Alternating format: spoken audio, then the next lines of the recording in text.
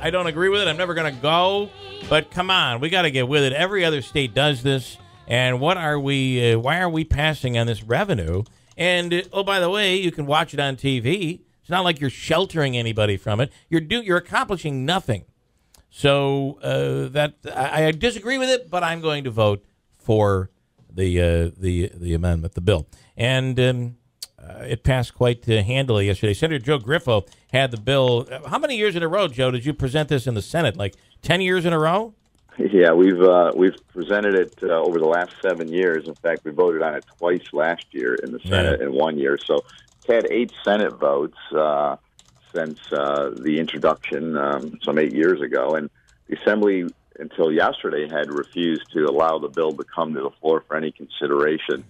I had indicated from the very beginning, from the interaction that I had with a number of members of the Assembly, that there was widespread support for the bill, and all it was needed was for the leaders to allow the members to have that opportunity to vote on it. And I think yesterday's vote was a reflection of that, because it was an overwhelming vote. And appreciate the Assemblyman Morelli took the bill a few years ago. We had worked with somebody else before that, and I think Leader Morelli's efforts were a little more aggressive and persuasive to his members to allow this to come to a vote. You vote the way you want, What was interesting is it's never hit the floor, and that was under Sheldon Silver, and it never had hit the floor for a vote.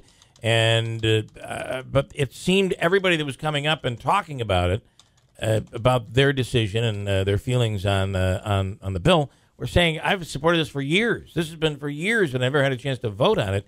I really think this would have passed in the same way it did in the Senate had it reached the floor.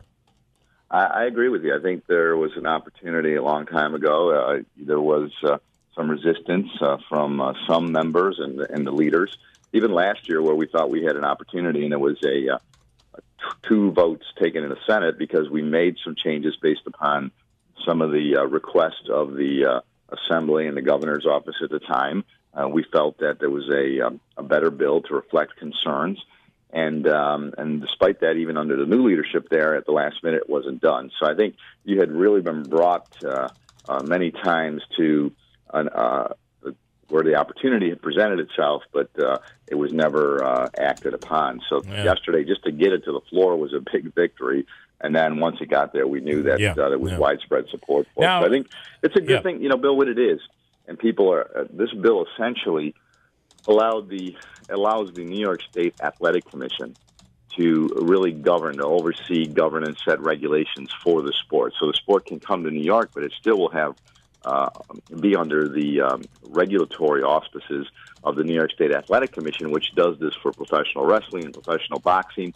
So this is also a reflection. We talk about the economic argument, but if you look at society and changes in society, this is an organized sport. And many people are fans of this sport. I mean, we first came into understanding and appreciating what the sport was through Matt Hamill, as you remember. And we talked about that, in the past. And so I think that this is an opportunity now not only to generate some economic revenue for the state and communities across our state, but also for athletes to participate in their home state and to understand as we approach 2016 that this is a sport. It's not a fad. It's something that is well organized and has a huge fan base. And I think yesterday's vote is a reflection of that. And, a lot of people seem to have, the Assembly members, I'm sure it was the same in the Senate, they had somebody that they had in mind in their own district. Like you had Matt Hamill, but a lot of these other people have other UFC or MMA fighters that have been waiting to be able to fight in front of their home crowd.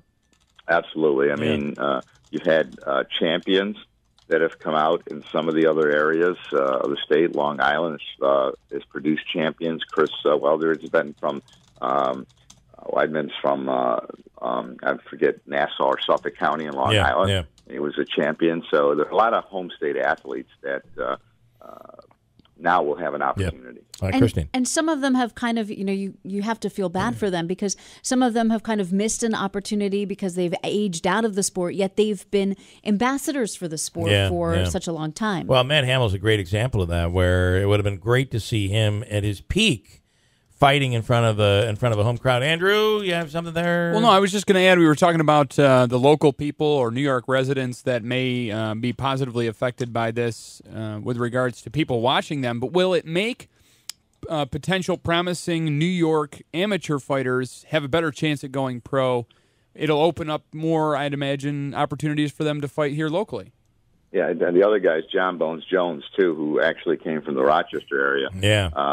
But Andrew, that's a great point that you raise because this bill also now, and I always believed that this was an important element of this because you had amateur activity, and while there were some organizations involved in it and parameters, there were really no specific governance rules. Yeah. So under this bill that we passed yesterday, you will now govern amateur sports as well as amateur MMA as well as the professional MMA. And I think that is important. And this also so provide more safeguards for the fighters. And I think as a result of that, you're right. You're going to see this take like a different perspective now because people will have an idea of how to participate under consistent guidelines and rules and then have that opportunity, if they do well, to move to the professional ranks. And how long before the governor signs this? Well, that will be determined probably over the next few hours. The Senate passed the bill first, so the way this works in Albany, whatever House takes first action then controls the flow of the legislation. So we can make a determination as to when we want to send the bill. We'll have a conversation, I think, with the governor's office probably sometime today or tomorrow, along with those interested in promoting the sport to make a determination because it does have a 120-day period, which gives the State Athletic Commission that opportunity to now engage in the process also. I would bet, too, that you're going to see the moment the governor announces, you'll see an announcement on Madison Square Garden. I would think that the UFC will be here quicker than one would think.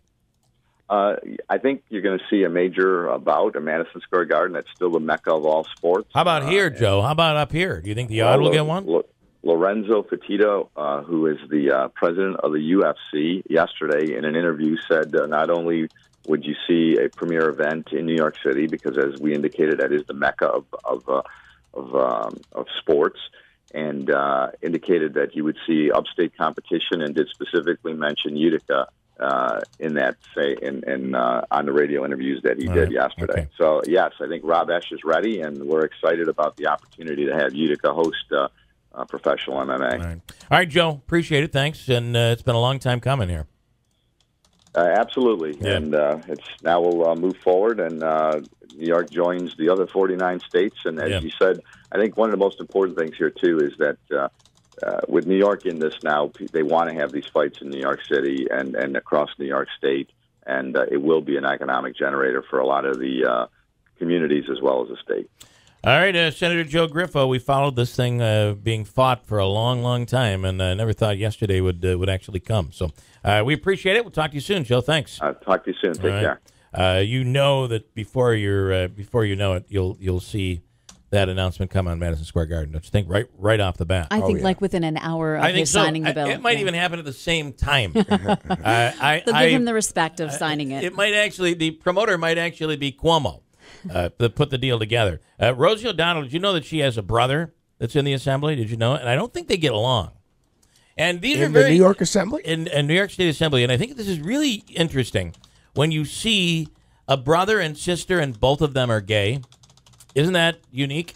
Maybe. I'm not sure how unique it is, but I find it to be very interesting, right? Don't you think that's interesting? I thought they didn't get along because he was a big Trump supporter. They don't get along. It might be that, right? Yeah, they didn't get along. Trump. Anyway, yesterday he came on the floor, and this is what he had to say. Really like it.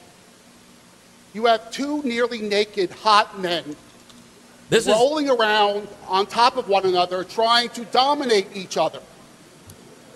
And just in case you don't know, that's gay porn with a different ending.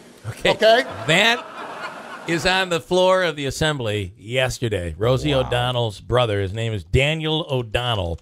And, yep, that's it. The legalization of mixed martial arts in New York State. Here's Christine 749.